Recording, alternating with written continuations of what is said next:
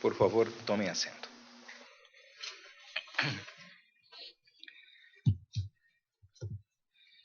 Reabre-se esta audiência pública sobre o pedido de parecer consultivo apresentado pela República de Costa Rica.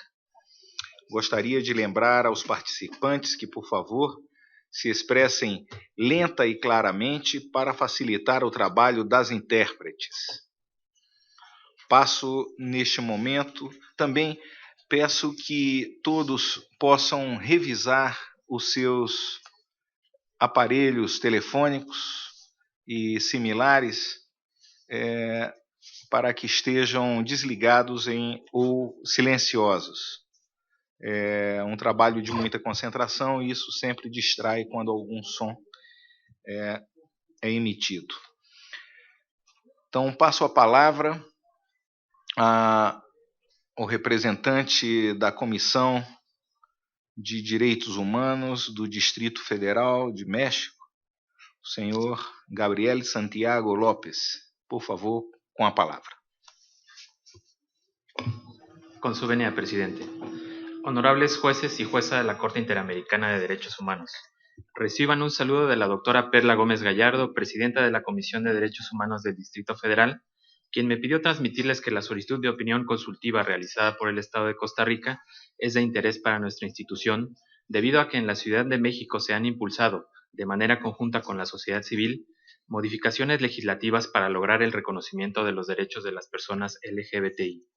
En relación con la primera pregunta formulada por el Estado de Costa Rica, la Comisión considera que la identidad de género es una categoría protegida por la Convención Americana en sus artículos 1.1, 11.2, 18 y 24, pues es parte del derecho a la vida privada y es un motivo prohibido de discriminación.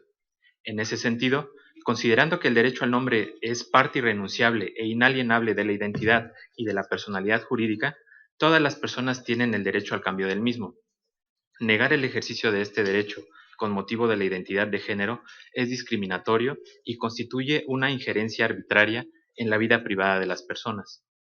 En México, la Suprema Corte de Justicia de la Nación ha afirmado que este derecho es parte de la personalidad y es una derivación integral del derecho a la expresión de la individualidad, por lo que es inalienable e irrenunciable el ejercicio y goce del mismo.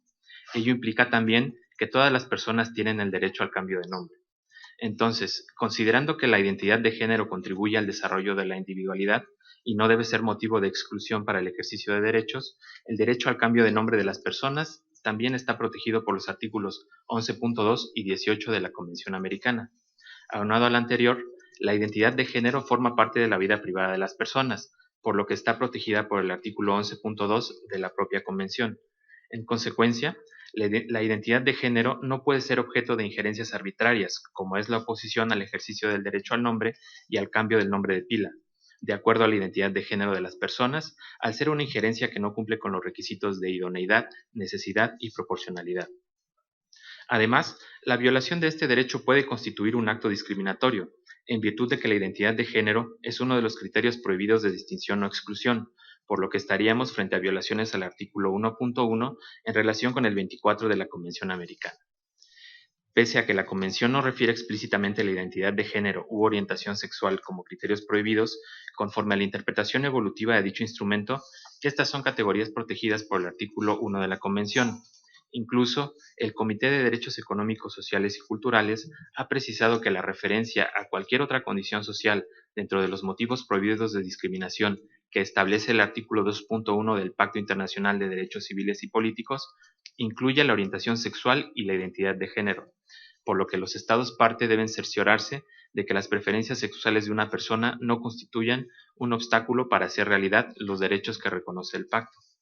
Derivado de lo anterior, el Estado está obligado a reconocer y facilitar el cambio de nombre de las personas, de acuerdo a la identidad de género de cada una, para garantizar, sin discriminación, el libre desarrollo de la personalidad.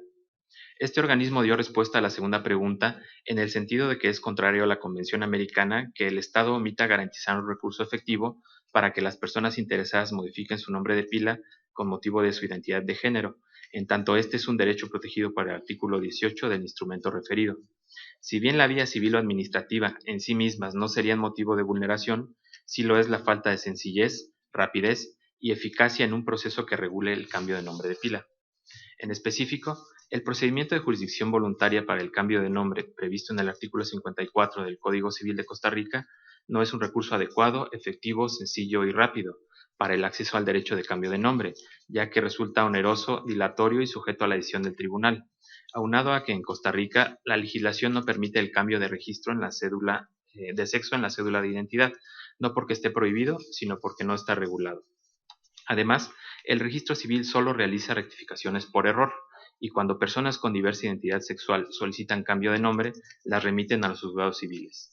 Al respecto, el Consejo de Derechos Humanos de las Naciones Unidas, en el informe de Costa Rica sobre derechos humanos de las personas lesbianas, gays, bisexuales, trans e intersex, recomendó modificar el Código Civil permitiendo el cambio de nombre y género en el documento de identidad de las personas trans de una manera ágil y rápida. En ese sentido, el procedimiento antes referido vulnera el derecho a un recurso efectivo, al imponer cargas onerosas y gravosas a las personas para el ejercicio y goce del derecho a cambiar su nombre, ya que la efectividad de los recursos implica la protección real de los derechos mediante recursos sencillos, accesibles, rápidos y eficaces, como lo ha señalado el Comité de Derechos Humanos de la ONU. Además, los recursos deben estar adaptados apropiadamente, de modo de tener en consideración la especial vulnerabilidad de ciertas categorías de personas, asegurando realmente la garantía de sus derechos mediante una adecuada regulación, su debida aplicación por parte de las autoridades judiciales y la posibilidad de ejercerlos en el contexto de la situación del país, de los hechos del caso o de la situación particular de las presuntas víctimas. De lo contrario, el recurso sería ilusorio e inefectivo.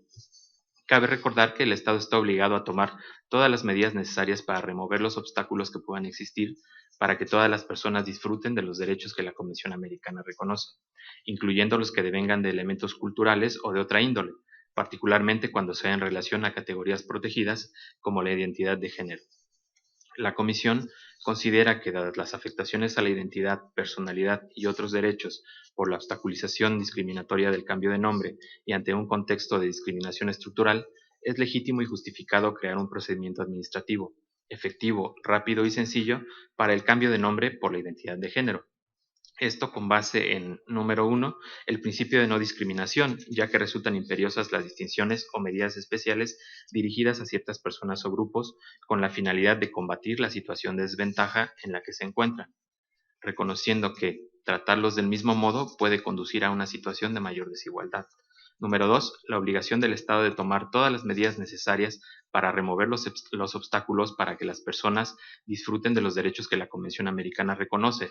Y número 3, lo precisado por la propia Corte Interamericana en el sentido de que la falta de consenso dentro de un país no es un argumento válido para negar o restringir derechos humanos, ya que esto puede perpetuar y reproducir la discriminación histórica o estructural contra las personas con diversa orientación sexual o identidad de género.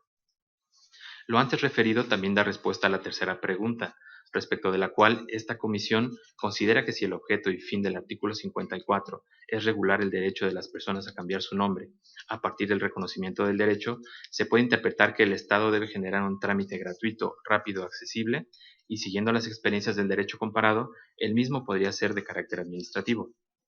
Un ejemplo de estos procedimientos es el establecido en la Ciudad de México, que solo aplica al cambio de nombre a las personas por razones de identidad de género. Esta distinción obedece a un fin razonable y legítimo, aunado a que la medida es proporcional.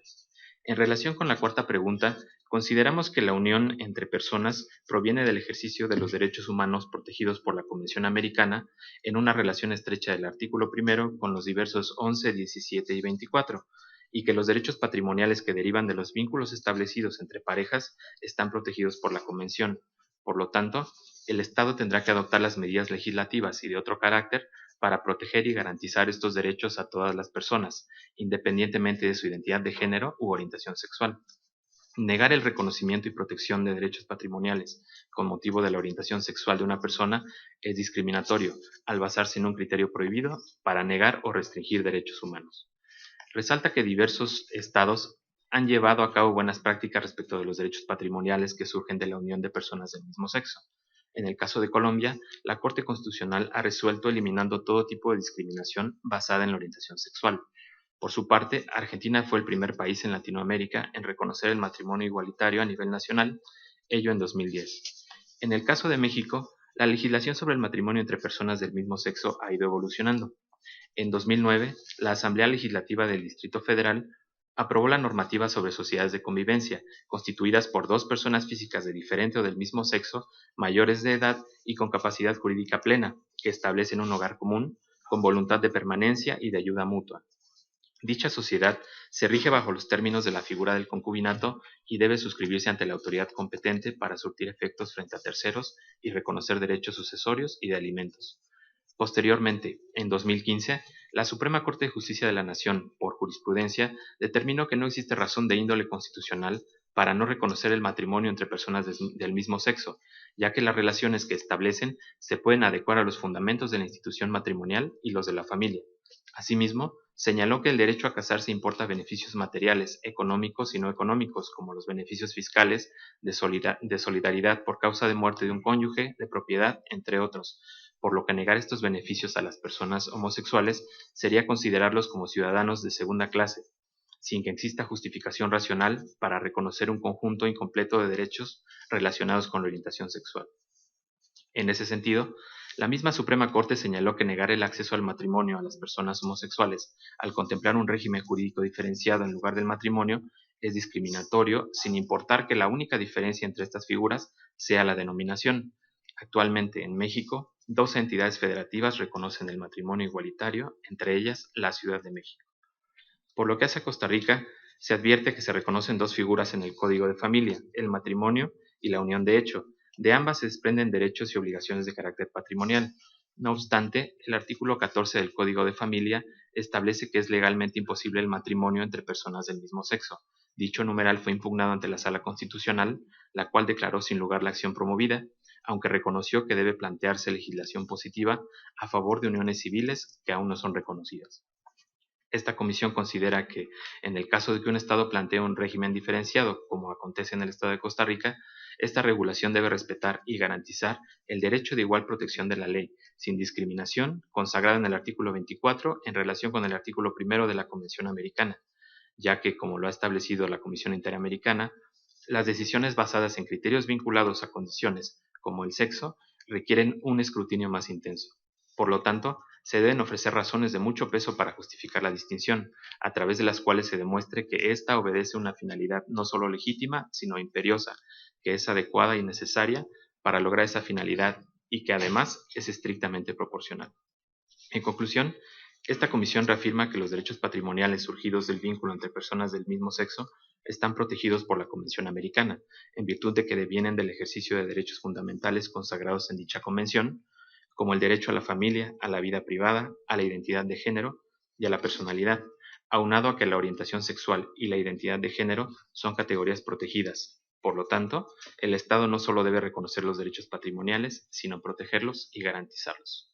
Muchas gracias. Muito obrigado, senhor Gabriel Santiago Lopes. Passo agora a palavra ao senhor Dr. Carlos Eduardo Barbosa Paz, defensor público geral federal, representante máximo da sua instituição, a Defensoria Pública da União do Brasil. Por favor, com a palavra.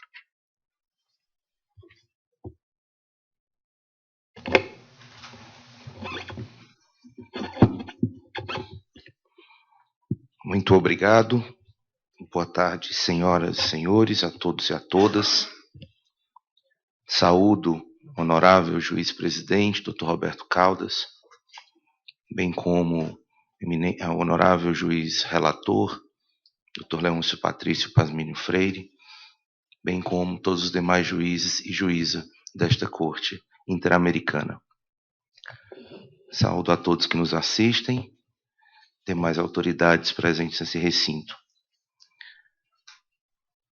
Devo dizer que o presente memorial que subsidia esta manifestação foi elaborado conjuntamente pela Defensoria Pública da União do Brasil, instituição pública, permanente, autônoma e responsável pela assistência jurídica integral e gratuita no âmbito federal brasileiro, bem como pela Associação Brasileira de Lésbicas, Gays, Bissexuais, Travestis e Transsexuais, Associação Brasileira de Famílias Homoafetivas, da Associação Nacional de Travestis e Transsexuais, da Associação Nacional dos Defensores Públicos Federais, da Associação Nacional dos Defensores Públicos, da deputada federal Érica Jucá Cocai e do deputado federal João Willis de Matos Santos, ambos autores de anteprojetos de lei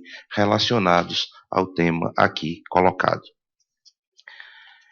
Devo também dizer que a contribuição de todos esses atores se dará especialmente com relação às perguntas 1.1 e 1.2, não nos debruçando nesse momento sobre a questão dos direitos patrimoniais derivados de vínculos entre pessoas do mesmo sexo.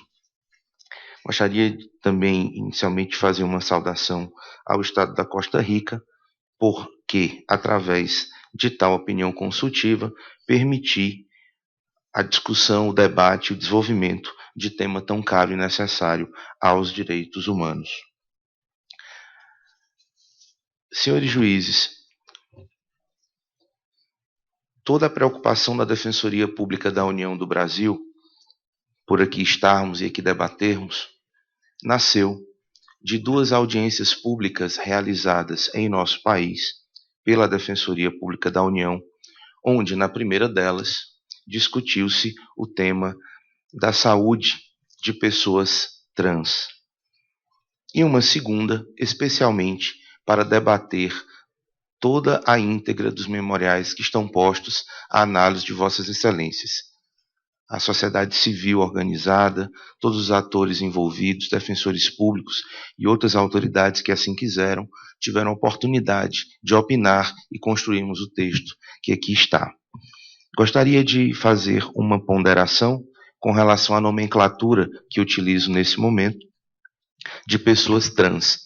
Na verdade, isso melhora apenas a fluência aqui da apresentação, mas que isso não diminua o reconhecimento e o empoderamento de descrições muito mais próprias a essas populações, como mulheres transexuais, as travestis e homens trans. Utilizarei, portanto, em resumo, a expressão pessoas trans quando assim me referir.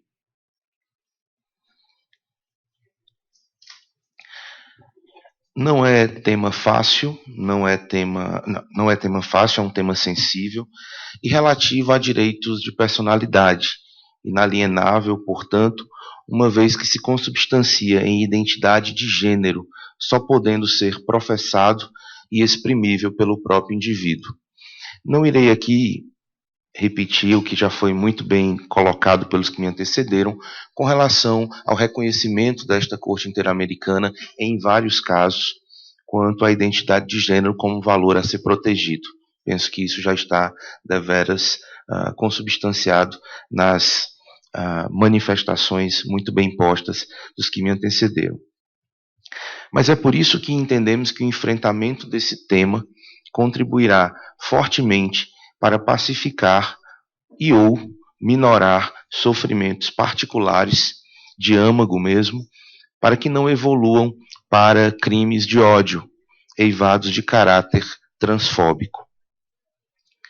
Enquanto chegam a tribunais superiores temas outros derivados de direitos que não os de personalidade, tais populações ainda veem em tribunais nacionais e em cortes internacionais a necessidade da proteção e do reconhecimento de algo para eles tão básico, que é um direito de personalidade, de reconhecer-se com a congruência entre a sua intimidade, a sua identidade de gênero com a sociedade que o rodeia. A consulta do Estado da Costa Rica trouxe a nós a esfera de valores juridicamente protegidos, que foram aqui, em resumo, honra, dignidade, intimidade, direito ao nome, inclusive fictício, atualizo social, igualdade perante a lei. todos pelos artigos colocados na consulta. Das discussões tidas no âmbito da Defensoria Pública da União, bem como de todos os atores que conosco elaboraram a manifestação, além desses pontos, há outros ampliativos. Primeiro, é o direito de reconhecimento da própria personalidade jurídica, contemplado no artigo 3º da Convenção Americana dos Direitos Humanos. Uma vez que não se pode dissociá-la, esta personalidade jurídica, da personalidade de gênero em si. Se assim for diferente, teríamos afastado o respeito à identidade de gênero. É um conhecido metadireito, né, o direito a ter esse direito. Se não se é reconhecido como pessoa em sua inteireza, pergunta-se como ter então a proteção estatal em tais condições. Por isso que falo que a sutileza do reconhecimento de um direito que discutimos aqui, o direito a mudar um nome de acordo com a sua identidade de gênero, é só o início de todo um processo que precisa ser respeitado, reconhecido e assegurado pelos Estados. Os Estados não devem ter um reconhecimento apenas formal, mas, sobretudo, de contemplação plena, nesse caso, especialmente, com relação à identidade de gênero. Um outro ponto que merece destaque é o alcance da força protetiva da Convenção Americana de Direitos Humanos e, por que não dizer, das decisões e opiniões emanadas dessa honorável Corte, com relação ao artigo 4º do direito à vida, com relação ao direito à integridade pessoal do artigo 5º, não condicionante a qualquer cirurgia de redesignação sexual, por exemplo, e do direito à proteção integral à saúde, do artigo 10 do Protocolo Adicional de São Salvador, diz respeito a um bem-estar emocional, psíquico e físico com a condição de gênero. Com relação ao artigo 4º, tem-se uma verdadeira escalada de violência transfóbica, por que não dizer também epidêmica, e discriminação estrutural pelo Estado, alimentando comportamentos hostis à sociedade em geral.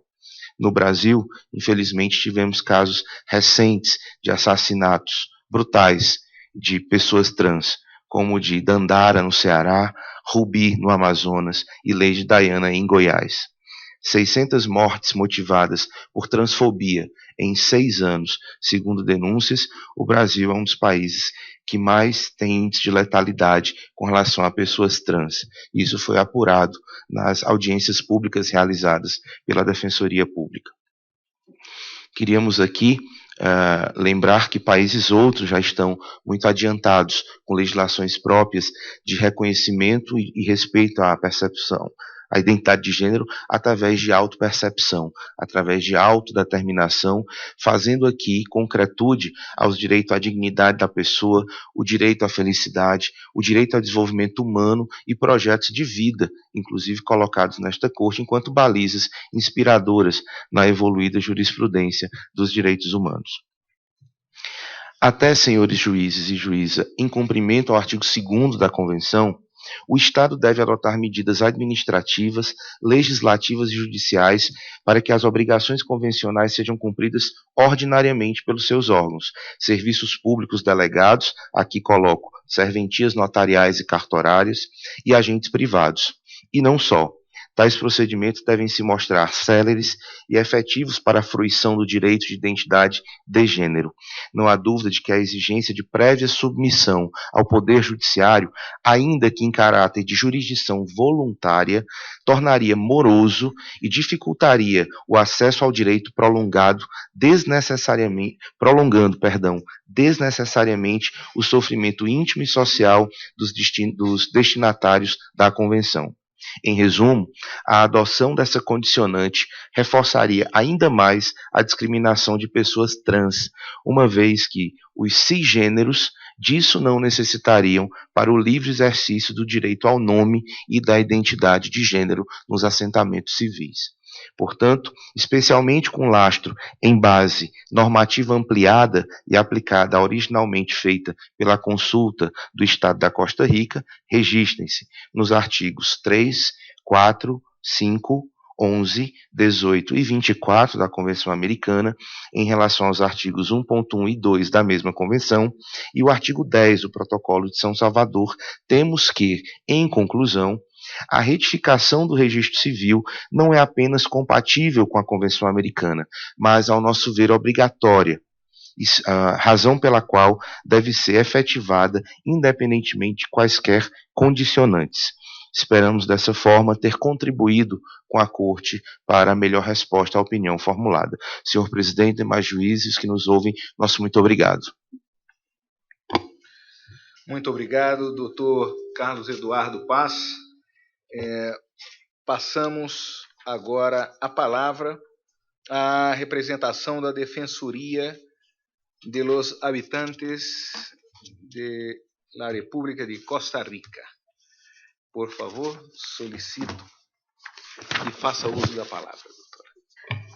Muchas gracias, señor presidente. Honorable Corte, muy buenas tardes. La Defensoría de los Habitantes de la República de Costa Rica, como institución nacional de derechos humanos, acreditada con estatus A según los principios de París y en ejercicio de su independencia funcional, ha presentado sus observaciones a la Honorable Corte Interamericana. La Defensoría considera muy oportuna la solicitud del Estado costarricense para que esta Corte se pronuncie en relación con los temas planteados por el ilustrado Estado de conformidad con la función prevista en el artículo 64 de la Convención. Esta oportunidad permitirá facilitar, si la Corte desea pronunciarse o decide pronunciarse, generar los consensos tanto en el ámbito interno como en el hemisferio en relación con los alcances de la protección de la Convención sobre los derechos de las personas de la diversidad sexual y de la diversidad de género.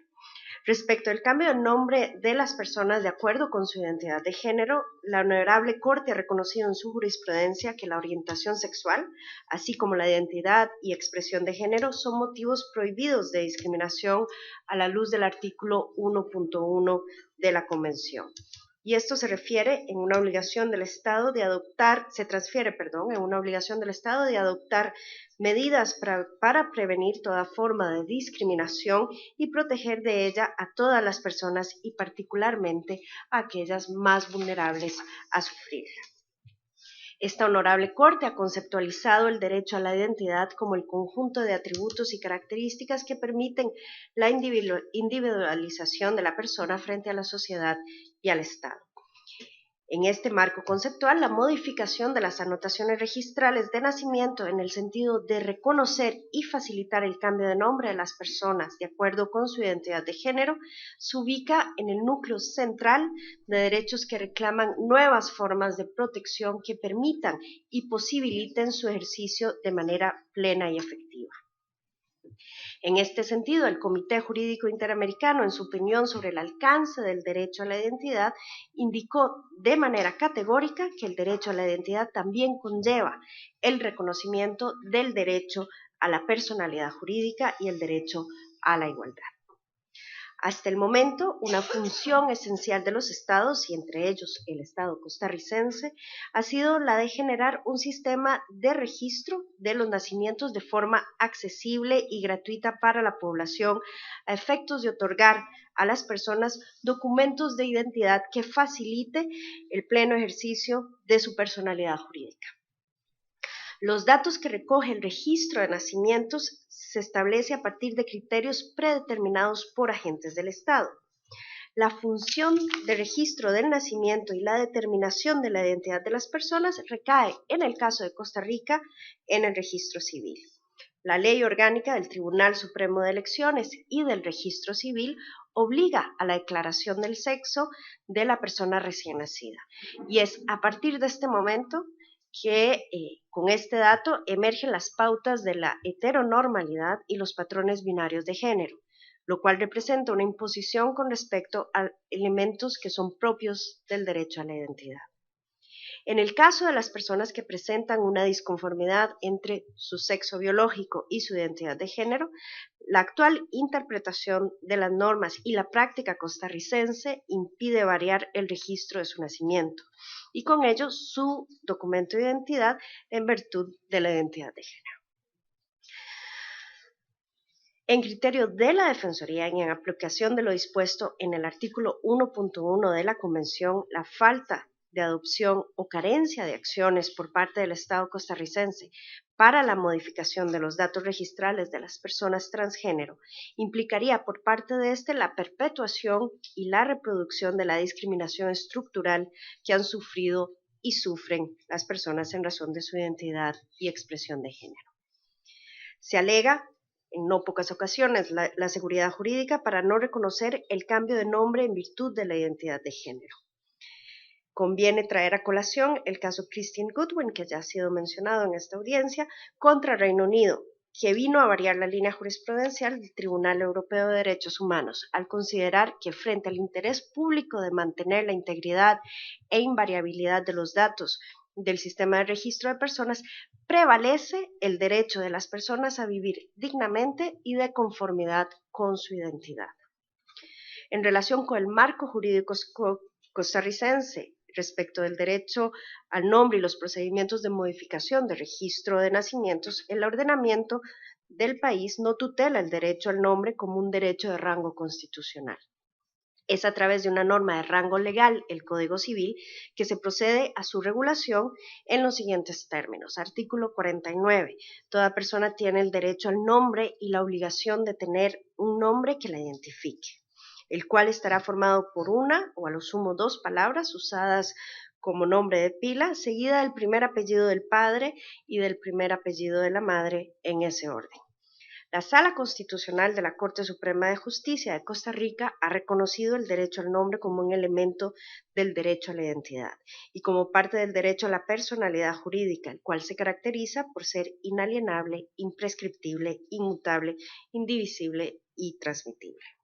En relación a su inmutabilidad, el artículo 54 del Código Civil costarricense reconoce la posibilidad de modificación únicamente en cuanto al nombre de pila y no se tutela por parte de dicha jurisdicción el supuesto de identidad de género como una de las causas justificantes para dicho cambio de nombre. La Ley Orgánica del Tribunal Supremo de Elecciones y del Registro Civil, en su artículo 65, prevé la posibilidad de modificación en sede administrativa de los asientos registrales vía el procedimiento de curso. Este último se utiliza solamente para casos de errores ortográficos o de grafía, y aunque la norma no lo prohíbe en la práctica se reconoce que el supuesto de identidad de género como una de las causas justificantes para dicho cambio de nombre no existe. La Corte Interamericana ha sido clara al reconocer como parte de la obligación de debida diligencia del Estado la de garantizar a todas las personas el acceso a la justicia, el prever para estos efectos en su ordenamiento jurídico de los recursos judiciales y administrativos frente a situaciones de violación de derechos, evitando un estado de indefensión. El Estado costarricense, en su solicitud, si bien no invoca el artículo 21.5 de la Convención y la doctrina generada por la Corte en relación con la existencia de un recurso efectivo, la Defensoría considera que es necesaria su aplicación para poder contestar a las preguntas del Estado. El criterio de la Defensoría es que el procedimiento previsto en la legislación costarricense no satisface los derechos de las personas que solicitan la modificación de su nombre en razón de su derecho a la identidad de género, máxime aún si se toma en consideración el amplio margen de discrecionalidad de que gozan las autoridades jurisdiccionales y administrativas para valorar y decidir sobre la procedencia o no de las solicitudes de cambio de nombre motivadas por identidad de género. En síntesis, en relación con este punto, esta Defensoría considera que la interpretación normativa, así como la práctica administrativa del Estado costarricense, lesionan actualmente el derecho humano a la identidad, en el tanto y cuanto uno de sus elementos constitutivos, como lo es el nombre, tiene vedado su variación al no estar reconocido como causa de justificación para dicho acto, el derecho de la identidad de género de la persona humana solicitante. Finalmente, en relación con el tercer punto de protección sobre la protección que se brinda al reconocimiento de los derechos patrimoniales derivados de un vínculo entre personas del mismo sexo, la sociedad costarricense, al igual que muchas otras del hemisferio, se resiste a romper su visión de la sexualidad desde la heteronormatividad y por lo tanto impone una vivencia de sexualidad que implica la calificación de las relaciones homosexuales como relaciones contrarias a la naturaleza, estigmatizándolas y negándole un reconocimiento del vínculo, por lo tanto exponiendo a estas parejas a la discriminación y la violencia. El Estado costarricense limita su pretensión en esta solicitud de opinión consultiva al reconocimiento de los derechos patrimoniales que se derivan del vínculo entre personas del mismo sexo. Limitar el reconocimiento a derechos patrimoniales no las protege de la discriminación. La jurisprudencia de la Corte Interamericana reconoce la existencia de obligaciones de contenido positivo por parte de los Estados ante la violación a los derechos humanos en virtud de la ausencia de un reconocimiento al vínculo que establecen las personas que tienen una orientación sexual y afectiva hacia su mismo sexo. La ausencia, ha dicho la Honorable Corte, de un consenso en los países con respecto a los derechos de las minorías sexuales no puede ser utilizada por el Estado para negar o restringir los derechos humanos, o perpetuar o reproducir la discriminación histórica y estructural que éstas sufren. Limitar, insisto, el reconocimiento a lo patrimonial sería restringir indebidamente los derechos de estas personas. La incorporación de la orientación sexual de las personas como motivo prohibido de discriminación a la luz del artículo 1.1 de la Convención obliga por sí misma a la interpretación de que todos los derechos contenidos en la Convención deben respetarse, protegerse y garantizarse para las personas con una orientación sexual diversa. Esa protección no puede limitarse a lo que el Estado quiera o pueda alcanzar, sino a la valoración de las necesidades de protección de las personas titulares de esos derechos. Actualmente, en Costa Rica, por ejemplo, el reconocimiento de derechos a las parejas del mismo sexo se ha dado de manera fragmentada. Por un lado, el derecho a una pensión, por otro, el derecho al trabajo, por otro, el derecho a las visitas conyugales a privados de libertad, etc. Ahora, se quieren proteger los derechos patrimoniales, pero el derecho no tiene la capacidad de prever las diversas formas o modalidades que pueden asumir distintos hechos violatorios o las expresiones que pueden asumir el ejercicio de distintos derechos. Esto va en contra del concepto de integralidad e interdependencia de los derechos humanos y convertiría a la Convención Americana en un catálogo de derechos opcionales, según la voluntad del Estado. Por lo tanto, el reconocimiento del vínculo es fundamental para asegurar un plan de vida en común de dos personas adultas independientemente de su sexo. Ese proyecto de vida abarca, pero no se limita a lo patrimonial. Esta Corte no ha tenido la oportunidad de pronunciarse sobre la naturaleza del vínculo entre parejas del mismo sexo. Y permítanme citar el artículo 17.2 de la Convención, que reconoce el derecho del hombre y la mujer a contraer matrimonio y a fundar una familia, pero también impone expresamente que las leyes internas no deben afectar el principio de no discriminación. La Convención Americana es más amplia en este sentido en su acercamiento al principio de no discriminación en relación con el derecho a formar una familia que la Convención Europea de Derechos Humanos. Si se analizan los travaux préparatoires de la Convención, el artículo 17.2 se refiere a la discriminación en los términos del artículo 1.1. Por lo tanto, la frase en la medida que las leyes internas no afecten el principio de no discriminación establecido en esta convención del artículo 17.2 debería interpretarse con la misma amplitud con la que se interpreta la prohibición de la discriminación en relación con cualquier otro derecho consagrado en la convención. Indistintamente de la figura que se utilice para el reconocimiento del vínculo, la Defensoría considera que los Estados no pueden excluir a las parejas del mismo sexo del reconocimiento del derecho a formar una familia con los mismos derechos que se reconocen a las parejas heterosexuales. Muchísimas gracias. Muito obrigado a senhora. defensora dos habitantes de Costa Rica, doutora Montserrat Solano,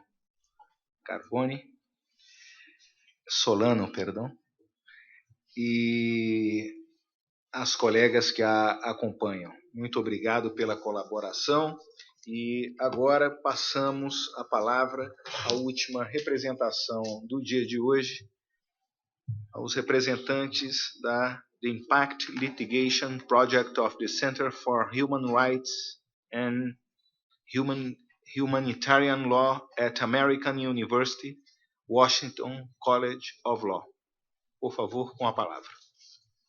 Se identificando sempre quem for fazer uso dela. Muito obrigado. Good evening, Honorable Justices. My name is Whitney Washington, and these are my colleagues, Natalia Gomez and Facundo Capuro.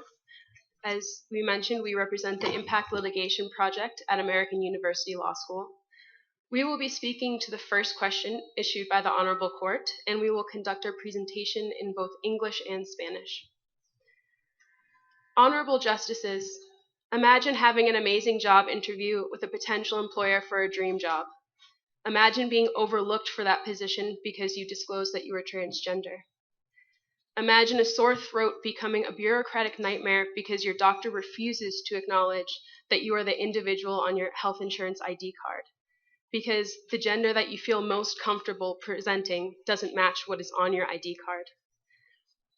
Imagine a confrontation with an electoral official who denies you your right to vote because your legal gender does not match the gender you feel most comfortable presenting. Even worse, imagine that you are forced to choose between a surgery that leads to sterilization so that you can avoid the aforementioned situations, or the right to decide when or if to disclose to strangers that you are transgender. Imagine being forced to choose between the rights that you are guaranteed under the convention. Even the simplest acts of daily life, such as opening a bank account or going to the doctor, force transgender individuals, unlike any other group, to defend who they are. The lack of legal recognition of transgender persons damages their ability to participate in and enjoy central activities of daily life, like renting a home, driving a car, or applying to a job. Any discordance between a person's legal identity and how someone feels most comfortable expressing themselves often leads to discrimination and violence.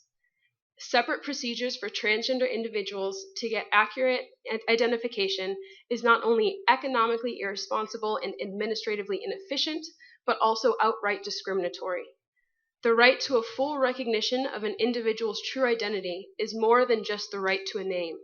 An individual's true identity is inextricably linked to the right to self-determination, to autonomy, and the full exercise of an individual's legal capacity.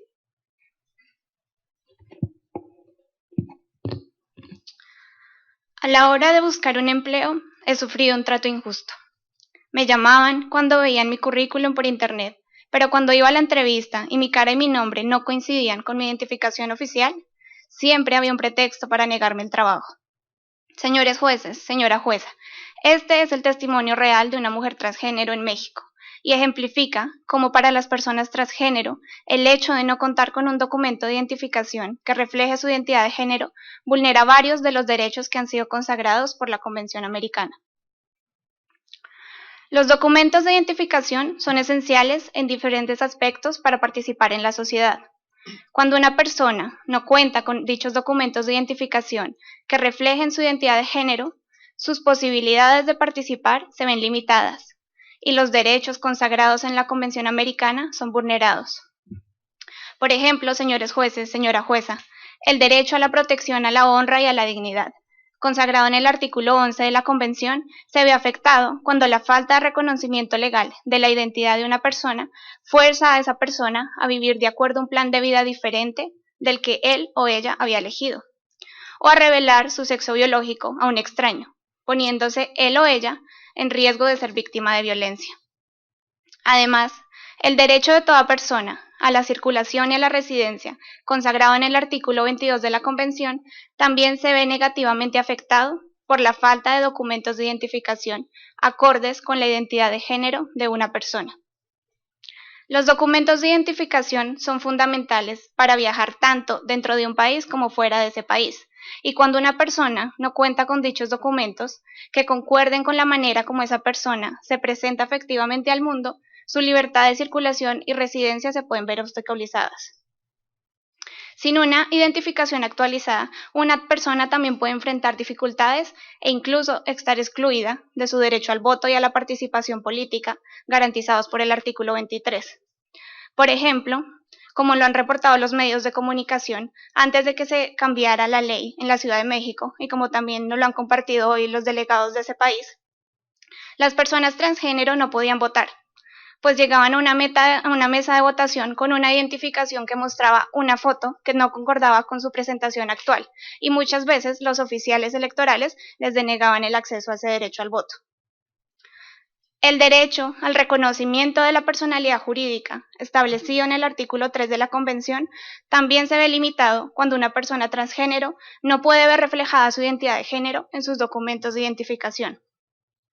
Sobre este punto, esta honorable Corte ha establecido anteriormente que la falta de reconocimiento de la personalidad jurídica perjudica la dignidad humana, ya que niega absolutamente la condición de sujeto de derechos de un individuo y lo hace vulnerable al incumplimiento de sus derechos, tanto por parte del Estado como por parte de otros individuos.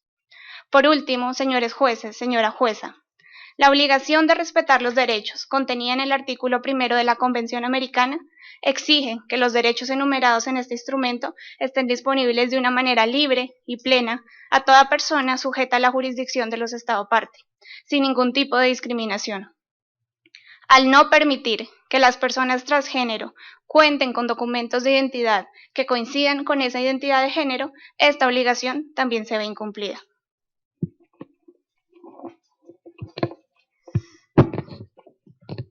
Quisiera, señores jueces, complementar los argumentos brindados por mis colegas, aportando información sobre las regulaciones relativas al cambio de nombre y de género de las personas trans y su compatibilidad con los derechos consagrados en la Convención Americana. Brevemente, y lo han dicho en esta audiencia varias delegaciones, existen dos grandes marcos legales, uno basado en un modelo médico y el otro basado en un modelo de autoidentificación o autopercepción. En algunos países las personas trans todavía deben atravesar un proceso de cambio de sexo mediante una cirugía o la realización de un tratamiento hormonal para cambiar sus registros identitarios. Esto resulta en los hechos una esterilización forzada que el relator contra la tortura de la ONU ya ha definido como un supuesto violatorio de la integridad personal y que en ocasiones también puede constituir un supuesto de tortura. Pero sin llegar a aquel supuesto, muchos países del continente aún exigen certificados clínicos indicando que la persona posee disforía de género para proceder al cambio de identidad en los registros. Este tipo de exigencias supeditan el reconocimiento de la identidad a una validación médica, desconociendo el derecho a la autodeterminación como una parte fundamental de este complejo proceso. A su vez, este tipo de exigencias favorecen la medicalización de la identidad, afectando el derecho a la intimidad consagrado en el artículo 11 de la Convención, ya que una persona trans se ve obligada a revelar información sensible. Por el contrario, en los marcos legales de autoidentificación o autopercepción que se han adoptado en países del continente, tales como Argentina, Colombia, Bolivia, entre otros, se permite cambiar los documentos de identidad basándose puramente en la autopercepción, respetando tanto el derecho a decidir sobre su plan de vida sin injerencias arbitrarias, tanto directas o indirectas, como el derecho a la intimidad de la persona. Debe recordarse que la obligación de garantizar el acceso a la justicia abarca tanto los procedimientos judiciales como administrativos, y que los recursos internos que deben brindar los estados deben ser idóneos, eficaces y accesibles. Cuando se prevén procedimientos diferentes, estigmatizantes, más complejos y onerosos, según el solicitante sea o no una persona trans, o los procesos impactan en forma diferenciada en este tipo de personas, se afecta el acceso a la justicia a la luz del principio de igualdad consagrado en el artículo 24 de la Convención. Mediante el modelo de autopercepción se evitan los largos, costosos y nocivos efectos de emprender un procedimiento judicial, lo que provoca mayor estigmatización y exclusión en este grupo. Creemos también que un modelo de autodeterminación, en el cual por lo general se procede al cambio de nombre mediante un sencillo procedimiento administrativo, también proporciona un equilibrio adecuado entre el legítimo interés de un Estado de mantener registros fidedignos sobre sus ciudadanos y los intereses de las personas de que se respeten sus derechos.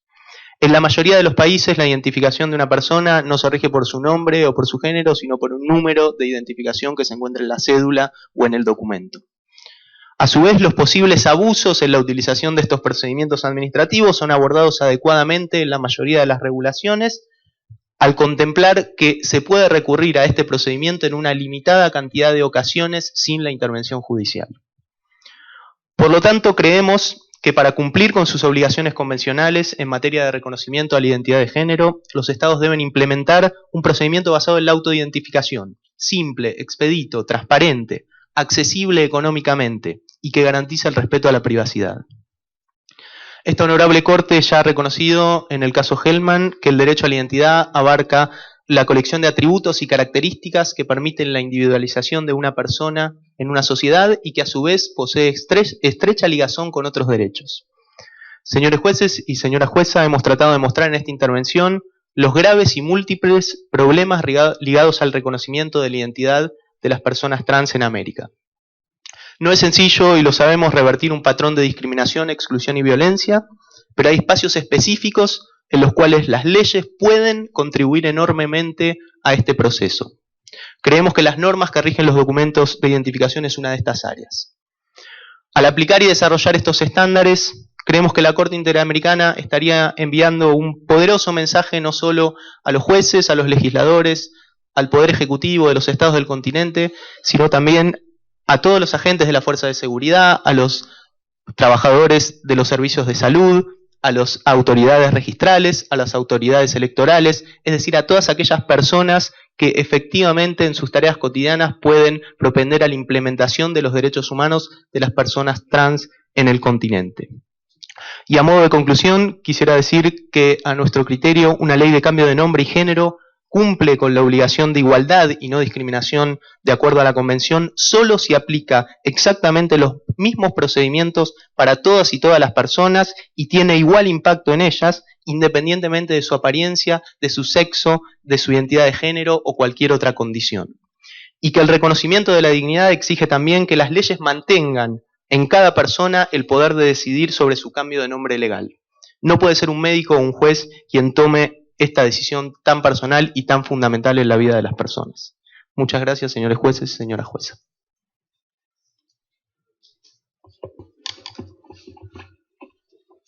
Muito obrigado aos representantes que, ora, fizeram a sua manifestação, Whitney Washington, Natália Ramírez Pena e Facundo Capurro. Neste momento, encerrando o bloco, temos a possibilidade das perguntas dos senhores juízes e da senhora juíza. Indago ao juiz Patrício Pasminho Freire, se quer fazer uso da palavra. Por favor. Gracias, gracias, señor presidente. Una pregunta, o dos preguntas probablemente a la señora defensora de los ciudadanos, ¿no? De los habitantes, que equivale a la defensora del pueblo en muchos de los países. ¿Tiene usted conocimiento en el ejercicio de su gestión si al interior del sistema judicial, ordinario o constitucional, Costa Rica, se ha debatido el problema que estamos nosotros aquí conociendo? Es decir, esta norma, el artículo 54 del Código Civil, que habla sobre el registro, ¿ha tenido algún debate judicial? Si ha habido actos, procesos y ha habido resultados. Sí, señoría, muchas gracias por la pregunta. Efectivamente, sí se ha debatido en la Sala Constitucional, sin embargo, se ha debatido principalmente en relación con cambios de apellidos. No obstante, sí, la Sala Constitucional ha referido que existe una amplia discrecionalidad del juez para determinar o decidir en relación con el cambio de nombre. No podemos encontrar entonces casos en los que la Sala Constitucional, por ejemplo, haya hecho una hermenéutica de aplicación de decisiones del sistema. Sobre el tema, ¿no? Sobre este tema específico, no, señor. Y por último, sí, estamos hablando del Código Civil y de algunas medidas administrativas. Este debate también no ha sido llevado al escenario legislativo. Es decir, si es reglamentario, me parece que puede ser facultativo del Ejecutivo de disponer normas administrativas o reglamentarias. Y es el legislativo si tiene que ver con reformas a las normas legales. Ese debate ha sido desarrollado, ha habido resultados. Si me permite, señoría, desde la experiencia de la Defensoría hemos planteado la posibilidad y hemos solicitado en distintos casos la posibilidad del cambio de un nombre de personas trans. La interpretación de la Defensoría siempre ha sido que no es necesaria una norma, pues existe la posibilidad de que los magistrados del Tribunal Supremo de Elecciones, en virtud de la normativa actual, no limiten precisamente el cambio de nombre para asegurar el respeto a la identidad de género. Lamentablemente, en la jurisprudencia, bueno, y en realidad en el discurso, principalmente en la Asamblea Legislativa, se tiende a revertir la idea del principio de reserva de ley. Es decir, cada vez más vemos tanto una Sala Constitucional como pronunciamientos de legisladores en el sentido de que es necesario emitir una ley para permitir un ejercicio, no necesariamente para limitarlo. Estaríamos en este caso en una situación similar. Para la Defensoría de los Habitantes, en el marco normativo que actualmente tiene el registro civil, no sería necesario una reforma, sino simple y sencillamente una interpretación de esta Corte que permita aplicar directamente un control de convencionalidad para interpretar que no existe una restricción al derecho a la identidad que limite la posibilidad de cambiar el nombre en vía administrativa. Muchas gracias. Su respuesta. Gracias, señor presidente. Muito obrigado, juiz Patrício Pazminho. Juiz Raúl Zaffaroni, por favor. Sí, también quisiera formular una pregunta a la señora defensora de los habitantes. El trámite que prevé la ley costarricense, el trámite judicial, ¿cuánto demora? ¿Qué características tiene?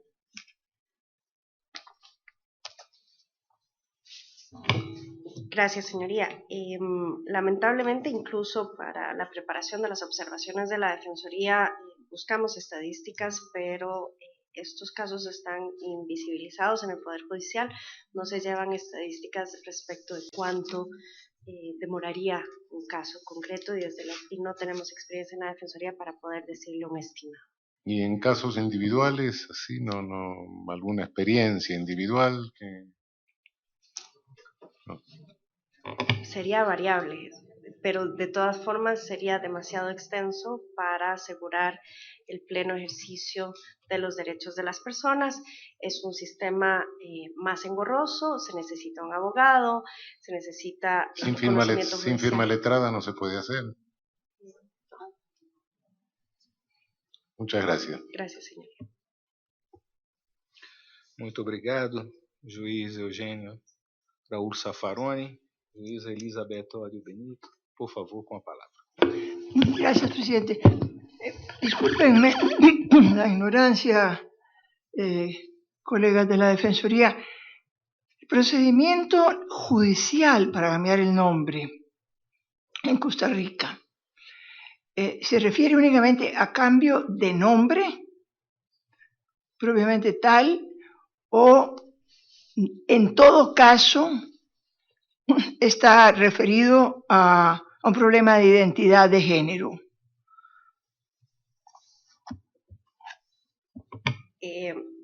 Tiene usted toda la razón, señoría. En realidad, en este caso se está hablando únicamente de cambio de nombre. No conocemos, en el caso de la Defensoría, casos en los que se haya solicitado el cambio en los registros del sexo de la persona, pero sí sabemos que se genera bastante vulnerabilidad a las personas trans cuando tienen un nombre masculino y su imagen es femenina, por ejemplo, o viceversa. Esto quiere decir que entonces una persona trans que llegue a cambiarse el nombre precisamente para que su nombre refleje o identifique su identidad de género, tiene que someterse a un procedimiento médico. ¿Qué pasa? Porque yo no he estado mucho tiempo fuera de esto y no conozco qué es lo que pasa. Porque una cosa es cambiarse el nombre de María por Pedro y otra cosa es cambiarse la identidad de género. Gracias, señoría. En este caso, en virtud de las normas y la gran discrecionalidad que la Sala Constitucional ha reconocido a los jueces para determinar si corresponde o no el cambio de nombre, nada impediría, tampoco nada exige a un juez que solicite como prueba para un cambio de nombre en virtud de la identidad de género, proveer prueba en relación con si se sometió o no a un tratamiento. De nuevo, el sistema es bastante omiso en ese sentido en la vía jurisdiccional. En la vía administrativa, sin embargo, sería muchísimo más sencillo. Eso correspondería únicamente a un cambio de nombre, como bien lo planteaban los representantes de American University. Estaríamos estableciendo un sistema basado en la autoidentificación y no necesariamente, como en el otro caso, en una vía jurisdiccional, que implicaría que un juez tome la decisión por la persona respecto de si se le reconoce o no la identidad de género. En este caso, la elección sería en sí. Nos vamos por la vía jurisdiccional, sería un juez quien decide o no si la persona es o no, o el nombre correspondería a una identidad de género. En cambio, en vía administrativa, tendríamos un sistema más referido a la autodeterminación, de la autoidentificación de la persona, y en este momento es única y exclusivamente un asunto de interpretación. La normativa del registro civil no impide en este momento que se cambie el nombre por cuestión de identidad de género, entonces sería muchísimo más sencillo. Pero no lo hacen. No, señora. Su señora. Gracias. Gracias. Muito obrigado, juiz Elizabeth Odio. Juiz Humberto Ceará Porto. Sí, yo creo que estamos dando vueltas sobre la misma temática, pero bueno, de eso se trata, de que a través de distintas preguntas nos aclaremos. A ver si entiendo. Ustedes tienen un problema en Costa Rica que es más o menos así. Hay discusiones sobre las consideraciones de que este tipo de derechos de identidad de género puedan ser claramente establecidas como un derecho fundamental, en primer lugar. Entonces, les interesa una opinión consultiva donde se exprese claramente este tipo de fundamentación. 2. Esto es importante porque, tal como están las cosas, el problema para hacer efectivos estos derechos, resolver los problemas que aquí se han presentado, en principio, según lo que usted me dice, son o a través de una ley o a través de una interpretación de las normas. La interpretación de las normas les queda difícil y por eso es adecuado o conveniente utilizar la figura del control de convencionalidad. Y la ley, el Congreso no se la puede dar y entonces es necesario entender como derecho fundamental que son de eficacia jurídica directa y no requieren de ley interpuesta. ¿Estoy diciendo algo descabellado? Señoría, desde mi punto de vista no, pero como en verdad serían quienes solicitaron la opinión consultiva, quienes podrían decir si esa era la intención. No, es que se lo pregunto a usted porque usted es la defensora de los habitantes. Entonces la pregunta es, ¿por qué es útil para un ciudadano de Costa Rica una opinión consultiva? ¿Por qué es necesaria? Porque en este momento, lamentablemente, hay muchísimo temor por parte de jueces, pero también órganos administrativos o falta de práctica de aplicar directamente un control de convencionalidad, que es absolutamente posible de acuerdo con nuestro ordenamiento jurídico costarricense. A nivel interno, esto se puede manejar, como usted dice, a través de una figura, la figura del control de convencionalidad, pero internamente se habla de la eficacia jurídica directa de los derechos fundamentales. ¿Por qué no se utiliza esa lógica de derecho constitucional interno? ¿O qué pasa con esa alternativa? A ver, desde el punto de vista de la Defensoría, esa sería la lógica que debería de seguir cualquier funcionario público, máxime que en el acuerdo sede de la Corte Interamericana, que es ley de la República, se establece que todas las sentencias de la Corte Interamericana son ejecutivas y ejecutorias, como si las hubiera dictado un juez de la República, y en ese sentido Costa Rica tiene aún menos posibilidades de tener alguna excusa que cualquier otro estado de la Organización de Estados Americanos para hacer un control de convencionalidad. Lamentablemente, señoría, esa no es la práctica del Estado costarricense. Existe una gran reticencia y en ocasiones desconocimiento y en ocasiones también temor de aplicar directamente la Convención Interamericana y muchas veces, lamentablemente, los funcionarios públicos dan más peso a un reglamento que a la propia convención. Dale, muchas gracias. Muito obrigado, juiz Humberto Sierra Porto. Pergunta ao juiz Eduardo Del Grossi, por favor. Primero una observación. Mi pregunta que le había hecho a la delegación de Costa Rica apuntaba a lo que ha explicado mejor mi colega Humberto Sierra, en el sentido de que por qué no hacen una consulta cuando la respuesta aparentemente la tienen a mano. Ustedes, digamos. Bueno, en fin, pero ese es otro problema. Yo quisiera, simplemente para entender bien el lenguaje que estamos utilizando, sobre todo respecto a lo que, muy interesante lo que han dicho aquí, tanto los de la universidad como la Defensoría. Entiendo, a ver si, que sexo y género son dos cosas distintas, ¿no es cierto?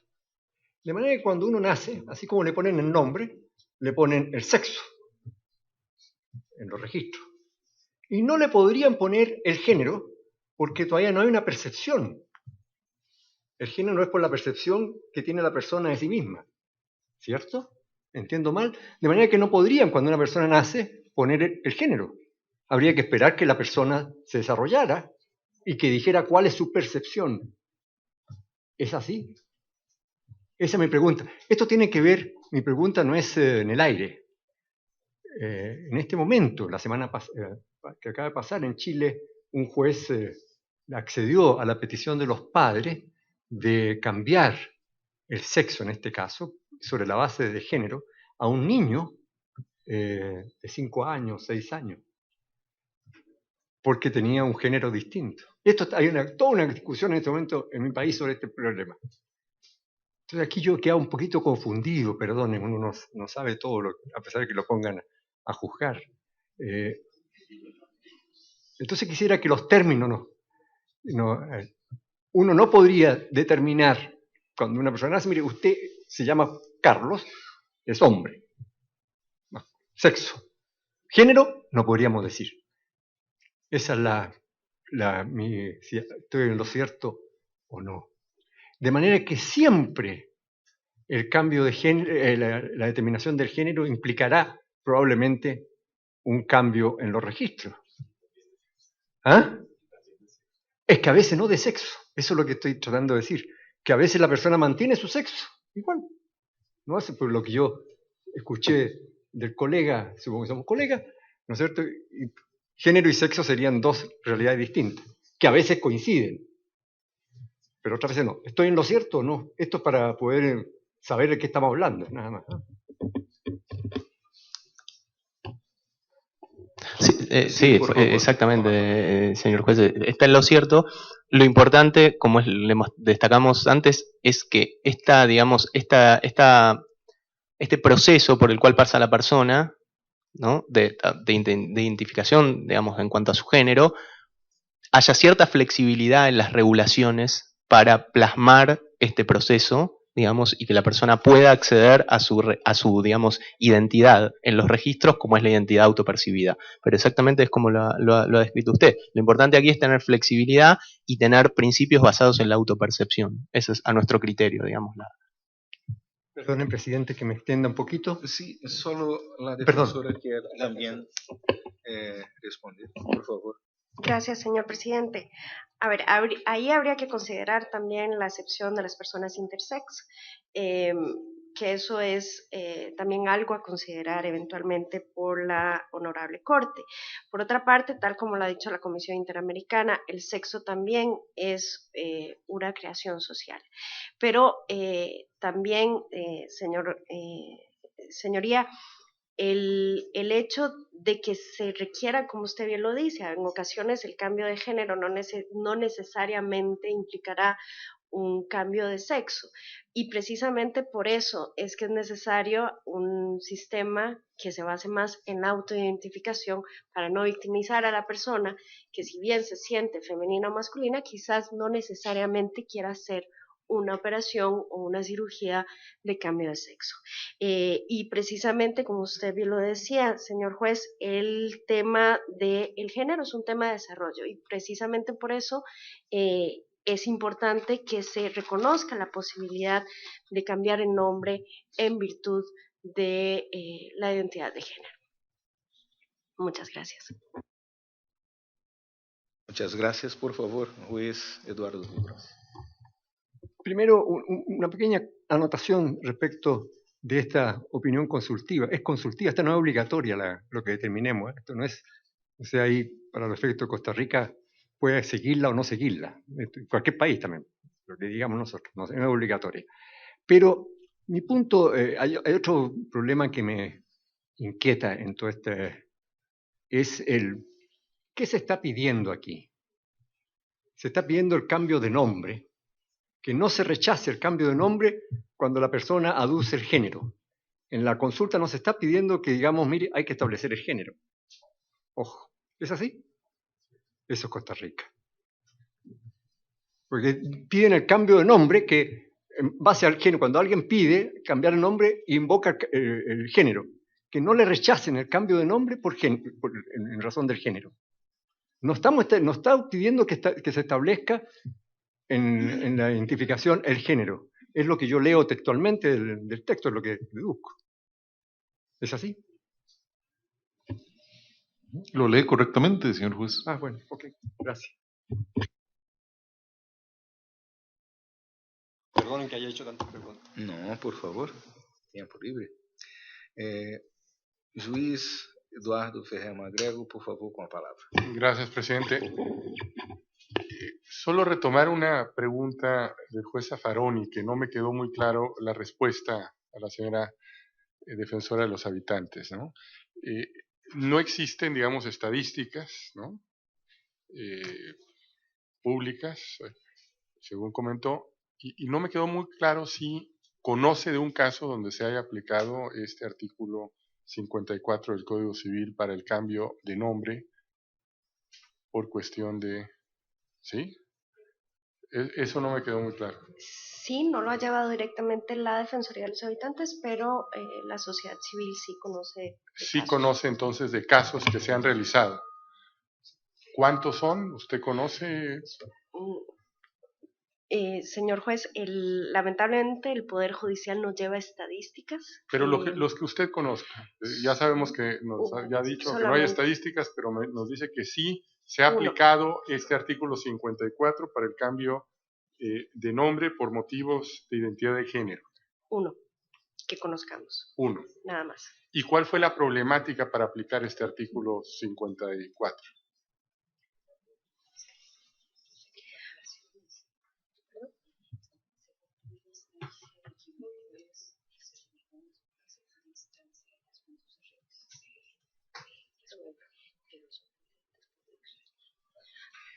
si me permite, señor juez.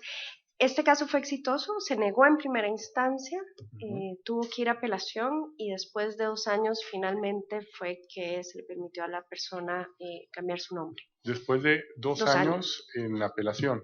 En apelación, en el procedimiento en total. En procedimiento. Porque es jurisdicción voluntaria, ¿no? Que por ahí dicen que ni es jurisdicción ni es voluntaria la jurisdicción voluntaria, ¿no? Pero bueno, nos interesaría mucho conocer, no sé, presidente, si nos pudieran eventualmente después de la audiencia mandar esto que se acaba de comentar, ¿no? Sabemos que no estamos juzgando un caso, no es jurisdicción contenciosa, sino es una opinión consultiva, pero para ilustrar lo que se tenga a la mano, por supuesto. Muchas gracias.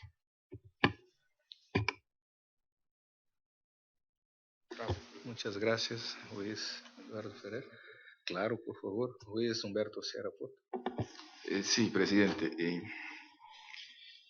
Lo interesante del trabajo en la Corte Interamericana, entre otras cosas, es la posibilidad de tener esta interacción, esta inmediación con quienes acuden a la Corte. Nosotros como jueces, también productos de una cultura basada en todo este tipo de estereotipos, permanentemente nos tenemos que cuestionar y abrir la mente para tratar de entender todas las nuevas realidades que se producen particularmente en este tipo de elementos de identidad.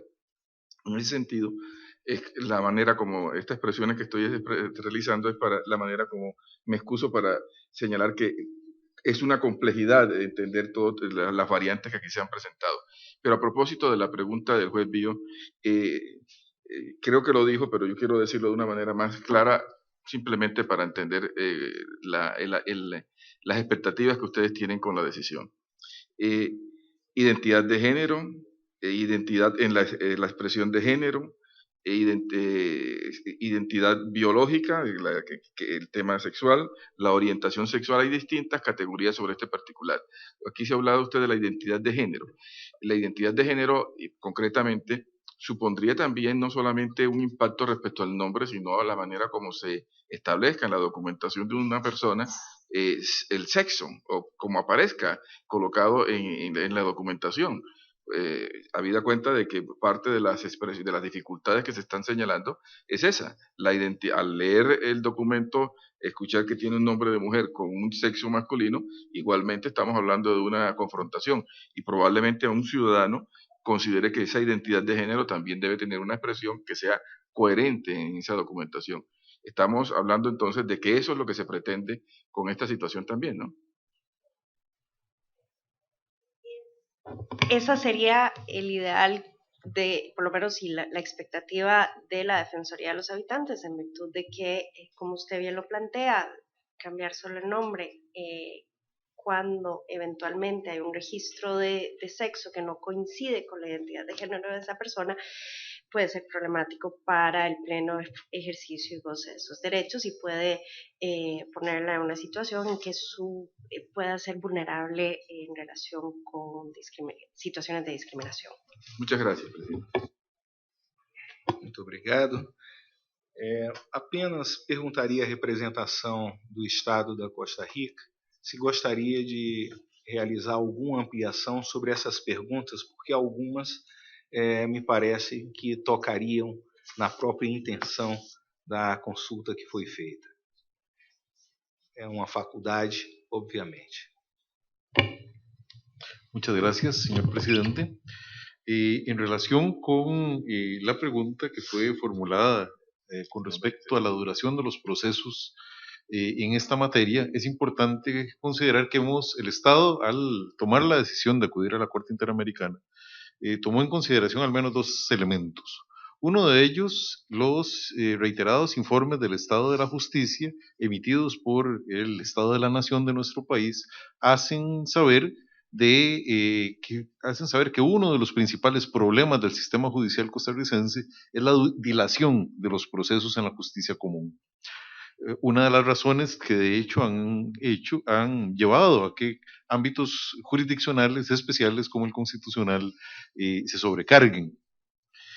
Junto con esto, no hay una estadística desagregada, como bien lo manifestó la señora defensora de los habitantes, acerca de estos casos. El Poder Judicial costarricense lleva estadísticas, pero no con un grado de desagregación que permita entender cuáles son estos casos, de modo que únicamente se pudo realizar un estudio aleatorio de casos al respecto, y la poca cantidad de casos que se localizaron nos dio a entender nos dio dos datos de enorme relevancia. Uno de ellos, la duración importante de estos procesos, de años normalmente. Otro, la pequeña cantidad de procesos de esta naturaleza que existen, que nos pueden de alguna manera sugerir que estos son procesos que no resultan tan accesibles a las personas, y esa es la razón por la cual no son tan frecuentes. Frente a esto, la Ley General de la Administración Pública, norma que regula la actuación de los procedimientos en el ámbito administrativo, establece un plazo de 2 meses para la finalización de los procedimientos que se planteen en la vía administrativa. Esa es una gran diferencia entre la opción por la vía jurisdiccional y la opción por la vía administrativa para la resolución de un problema de esa naturaleza, para el ejercicio de un derecho humano como el que estamos mencionando. También resulta sumamente relevante, a raíz de la consulta que hace el honorable juez Serra Porto, en cuanto a las razones que el Estado de Costa Rica tiene para formular la consulta. Es sumamente relevante considerar acá varios aspectos. Uno de ellos, el artículo 54 del Código Civil, si me permiten, tiene un texto muy corto, voy a permitirme leerlo. Dice que todo costarricense inscrito en el registro del Estado Civil puede cambiar su nombre con autorización del Tribunal Supremo de Elecciones, órgano encargado de esto, lo cual hará por los trámites de la jurisdicción voluntaria promovidos al efecto. Aun cuando, sin duda alguna, tenemos un gran respeto y probablemente desde una perspectiva ideológica coincidimos con la tesis esbozada por la señora defensora de los habitantes de la República, lo cierto es que ha encontrado el Tribunal Supremo de Elecciones que esa parte final que dice lo cual será por los trámites de la jurisdicción voluntaria promovida al efecto, ha constituido un obstáculo para que el tribunal pueda resolver estos casos por la vía administrativa. Esa razón es una de las cuales nos lleva a entender que eventualmente esta norma, mediante un ejercicio del control que desarrolla esta honorable Corte, determinando claramente que establecer ese procedimiento, como establecer un procedimiento jurisdiccional oneroso y relativamente lento, podría de alguna manera limitar el derecho de las personas a su identidad sexual, a su identidad de género, podría llevar entonces, establecida esa categoría y estos estándares por parte de la Corte Interamericana, a que las autoridades que conocen de esta materia, que son del Tribunal Supremo de Elecciones, cuenten con un elemento adicional que les permita, haciendo uso del control de convencionalidad, entender que este procedimiento no sería exigido en aquellos casos en que estemos ante el ejercicio legítimo de este derecho por parte de una persona en el Estado de Costa Rica. Muchas gracias. Muito obrigado. Muito obrigado também à defensora dos habitantes, doutora Montserrat Solano, por tantas perguntas feitas. Também já este direcionamento das perguntas, das dúvidas, é também um direcionamento para as manifestações de amanhã, certamente, pela expertise de muitos que estão aqui presentes. Isso já indica um caminho do bom debate que certamente teremos amanhã durante todo o dia. E novas perguntas certamente surgirão, nossas dúvidas até a emissão do parecer consultivo serão uma realidade. Agradeço em nome da Corte, a presença de todos, da Comissão Interamericana de Direitos Humanos, que amanhã fará uso da palavra, fará a sua participação, e a todos que compareceram nesta tarde de hoje. Muito obrigado. A Corte se levanta. Muito obrigado. La Corte se retira. Gracias.